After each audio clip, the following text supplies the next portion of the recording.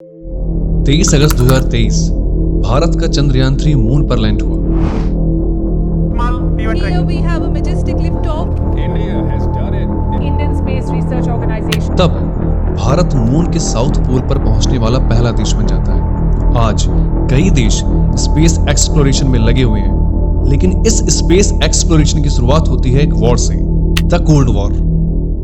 1945 में जब world war II खत्म हुई, ठीक उसी समय यूएस और यूएसआर के मध्य शुरुआत होती है कोल्ड वॉर की। ये दोनों देश सुपर पावर की होड़ में लग जाते हैं और यहीं से स्पेस रेस की शुरुआत होती है।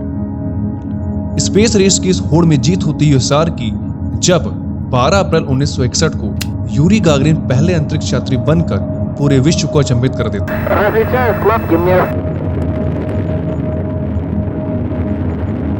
लेकिन जरा सोचिए, गागरिन एक ऐसी यात्रा में जा रहे थे जिसके बारे में किसी को कुछ पता नहीं था। आज तक वो जगह किसी ने नहीं देखी थी। वे एक ऐसे यान में जा रहे थे जिसमें इमरजेंसी रेस्क्यू सिस्टम ही नहीं था। लेकिन इस यात्रा से कई प्रश्नों के उत्तर भी मिलने थे।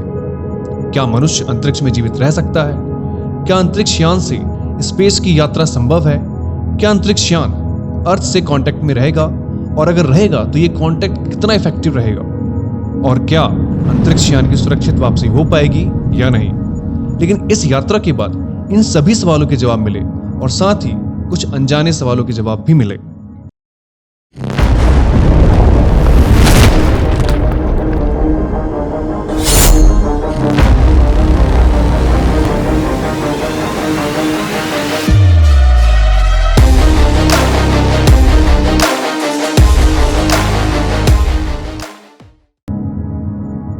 साल 1955 में यूरी अलेक्सीयेविच गागरिन रशिया के ओरेनबर्ग के एयर फोर्स पायलट स्कूल में सेलेक्ट होते हैं, जहां से इनकी ट्रेनिंग YAK-18 और MiG-15 जैसे फाइटर प्लेन के साथ शुरू होती है।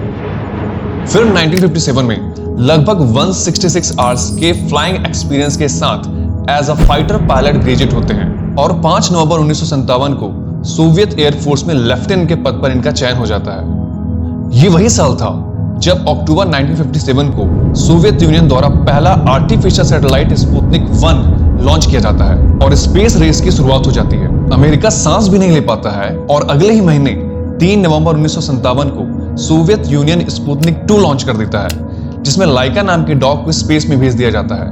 फिर 1959 को यूएसआर 3 मून मिशन लॉन्च करता है, लूना 1, लूना 2, लूना 3।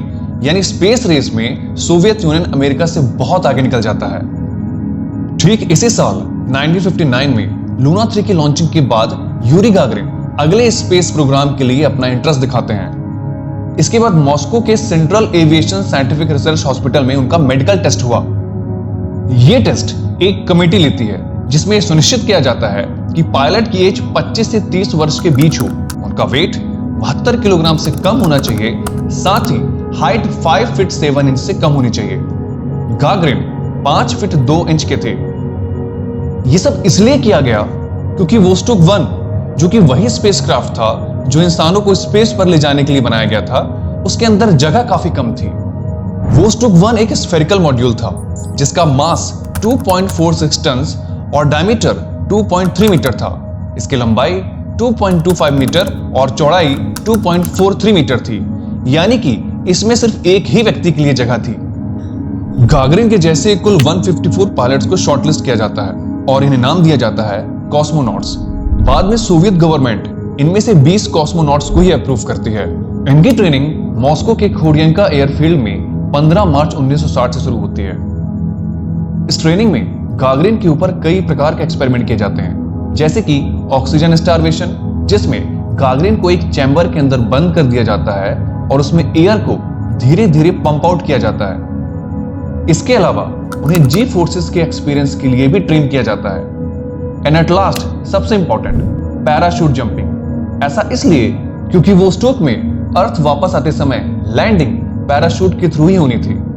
उस समय वोस्टोक की अर्थ पर सेफ लैंडिंग पॉसिबल नहीं थी, इसलिए वोस्टोक के मैकेनिज्म में इजेक्शन सीट बिल्ड की गई।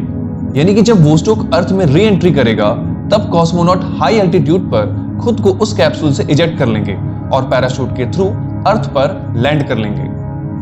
इस प्रकार ट्रेनिंग के कई स्टेजेस के बाद 8 अप्रैल 1961 को यह डिसाइड होता है कि यूरी गागरिन इस मिशन को लीड करेंगे और उनके बैकअप के लिए रखा जाता है एक दूसरे कॉस्मोनॉट को जिनका नाम था गेरमैन टिटोव।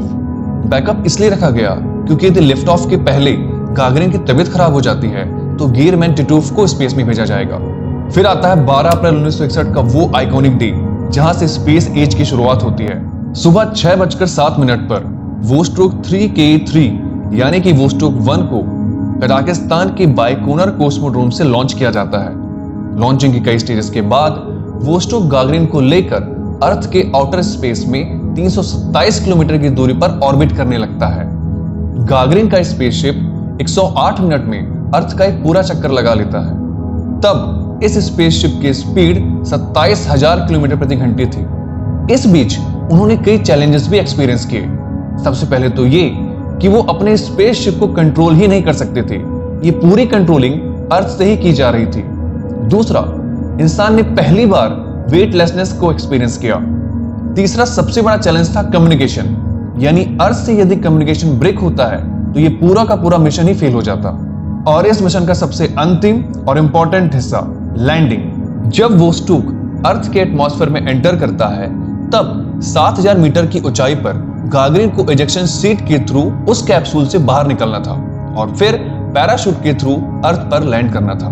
यह सब कुछ पॉसिबल हुआ और इसी दिन यानी 12 अप्रैल 1961 को 10:55 पर यूरी गागरिन अर्थ पर सुरक्षित रूप से लैंड कर जाते हैं। गागरिन सोवियत यूनियन के सराटोव रीजन में पैराशूट से लैंड करते हैं, जहां कुछ फार्मर्स उनके स्पेस सूट को देखकर आश्चर्यचकित हो जाते हैं। इस फ्लाइट के बाद गागरिन एक इंटरनेशनल हीरो बन जाते हैं।